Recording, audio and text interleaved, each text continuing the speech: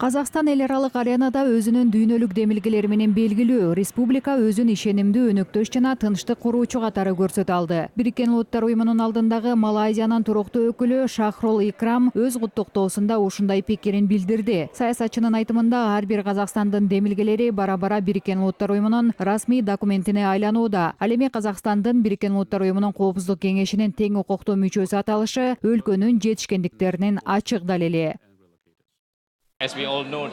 Казакстан эл аралык уюмдун жигердүү мүчөсү экенин бардыгыбыз билебиз. БУнун Коопсуздук кеңешинде маанилүү ролду аткара турган мамлекет.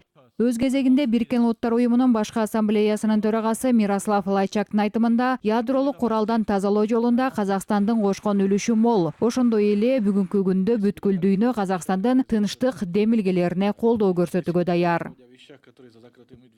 Казахстан очень важный и высоко ценимый член международного сообщества. Сиздердин өлкө эл аралык уюмда маанилүү жана жоопкерчиликтүү ролду аткарат. Бул жаатта БУнун Коопсуздук кеңешиндеги мүчөлүгү ага далил. Казакстан бул жерде өзүнүн кызыкчылыгын гана койбой, дүйнө тынчтыкта өмүр сүрүүсү керек экендигин жеткирди. Казак эли бул нерсеге үлгү болоору шексиз. И страна, которая думает не только о своих интересах, а о благополучии нашей планеты.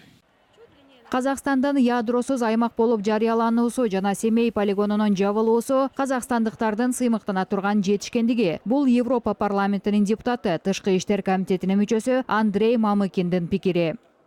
Ни один вид оружия не принесет столько боли, смертей, как ядерное оружие, и уже даже после сокращения. Башка курал ядролук куралдай коркунучтуу пайда кылбайт. Орусия менен АКШнын фонду кыскарып, Казакстан ядросуз аймак болуп жарыяланды. Бирок аталган куралдын жер бетиндеги фонду адамзатты жок кылып жиберүүгө жетет. Ушул багытта Казакстандын ядролук куралга каршы саясатты карманаары кубандырат жана аны иш менен далилдеп келе жатат. Атомдун ар бир түрү адамзаттын тынчтыгы үчүн колдонулуусу керек. Ал эми аскерий атомго эч качан жол жок.